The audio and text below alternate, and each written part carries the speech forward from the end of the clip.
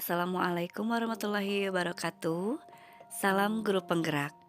Perkenalkan, saya Aisyah, calon guru penggerak angkatan 6 dari SD Negeri Bunikasi 4, Kecamatan Warung Kondang, Kabupaten Cianjur. Pada kesempatan kali ini, saya akan mencoba memaparkan tentang demonstrasi kontekstual filosofi pendidikan dari Bapak Ki Hajar Dewantara.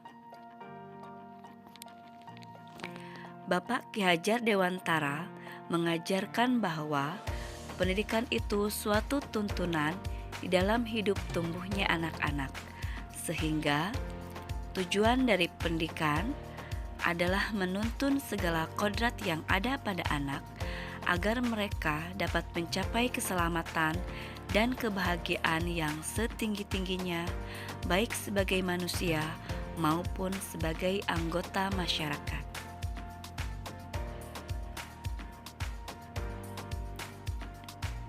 Ki Hajar Dewantara menjelaskan bahwa dasar pendidikan anak berhubungan dengan kodrat alam dan kodrat zaman.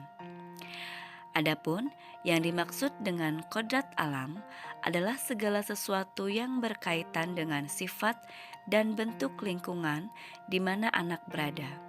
Artinya bahwa setiap anak sudah membawa sifat atau karakternya masing-masing, sehingga kita sebagai guru tidak bisa menghapus sifat dasar tadi. Yang bisa dilakukan adalah menunjukkan dan membimbing mereka sehingga muncul sifat-sifat yang baiknya, sehingga menutupi atau mengaburkan sifat-sifat jeleknya. Sedangkan kodrat zaman adalah berkaitan dengan isi dan irama. Artinya bahwa kita sebagai pendidik harus membekali keterampilan kepada peserta didik sesuai zamannya agar mereka bisa hidup, berkarya, dan menyesuaikan diri. Pada konteks zaman sekarang, para peserta didik harus dibekali dengan kecakapan abad 21.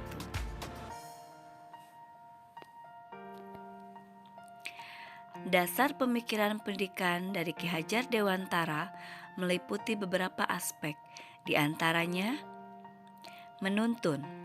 Dalam proses menuntun, anak diberikan kebebasan, namun pendidik sebagai pamong dalam memberi tuntunan dan arahan dalam kemerdekaan belajar, sehingga anak tidak kehilangan arah dan membahayakan dirinya. Selanjutnya, pendidik ibarat petani. Artinya, sebagai seorang petani atau tukang kebun yang tugasnya adalah merawat tanamannya sesuai dengan kebutuhan dari tanaman itu sendiri, sehingga dapat tumbuh dan berbuah dengan baik. Tentu saja, beda jenis tanaman, beda juga perlakuannya. Begitupun dengan seorang pendidik yang harus melayani segala bentuk kebutuhan metode belajar peserta didik yang berbeda-beda, sehingga semua anak dapat mengembangkan ide, berpikir kreatif, mengembangkan bakat atau minat sesuai dengan kodratnya. Selanjutnya, budi pekerti. Pendidikan budi pekerti sangat penting sebagai upaya membekali peserta didik melalui bimbingan dan pengajaran yang berisi nilai-nilai baik dari perilaku manusia, sehingga menentukan karakter dari peserta didik tersebut. Selanjutnya, bermain. Menurut Ki Hajar Dewantara, permainan anak itu adalah pendidikan. Dalam hal ini, sebagai seorang pendidik harus memahami bahwa kodrat anak adalah bermain, sehingga pembelajaran bisa diintegrasikan dalam belajar sambil bermain atau bermain sambil belajar. Dasar pemikiran pendidikan selanjutnya adalah berpihak pada murid. Pembelajaran yang berpihak pada murid, salah satunya memberi kesempatan kepada murid untuk mengemukakan pendapat, kebebasan membangun sendiri pengetahuannya, sehingga tidak selalu mengikuti keinginan gurunya.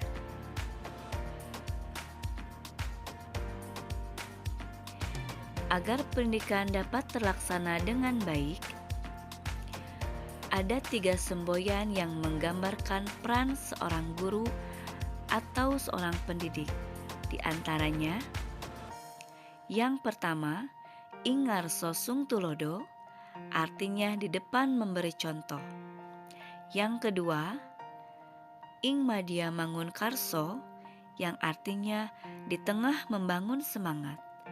Dan yang ketiga, tutwuri handayani, artinya di belakang memberi dorongan. Ada filosofi Ki Hajar Dewantara, yaitu dengan menetapkan asas trikon. Yang pertama, kontinuitas, artinya tidak melupakan akar nilai budaya. Yang kedua, konvergeni, artinya pendidikan harus memanusiakan manusia. Dan yang ketiga, konsentris, artinya pendidikan harus menghargai keberagaman murid. Selanjutnya, implementasi dari pemikiran Ki Hajar Dewantara di sekolah yang sudah dicoba diterapkan di antaranya melalui bimbingan, ekskul, dan literasi, menuntun dan mengarahkan sesuai dengan bakat, minat, dan kebutuhan murid. Berikut adalah dokumentasi kegiatan yang sudah dilakukan di SDN Buni Kasih 4.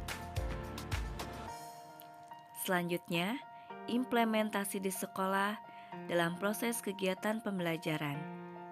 Proses pembelajaran dengan menggunakan media dan metode yang bervariatif dan inovatif dengan memanfaatkan teknologi, alam, dan berbagai sumber belajar lainnya sehingga menciptakan pembelajaran yang menyenangkan dan berpusat pada murid. Demikian pemaparan terkait dengan pemahaman saya tentang filosofi pemikiran pendidikan menurut Ki Hajar Dewantara. Semoga bermanfaat. Mohon maaf atas segala kekurangan. Satu pantun di penghujung pemaparan ini. Naik kereta api menuju bandara. Membeli tiket, antri bersabar. Dengan dasar pendidikan Ki Hajar Dewantara, mari wujudkan merdeka belajar.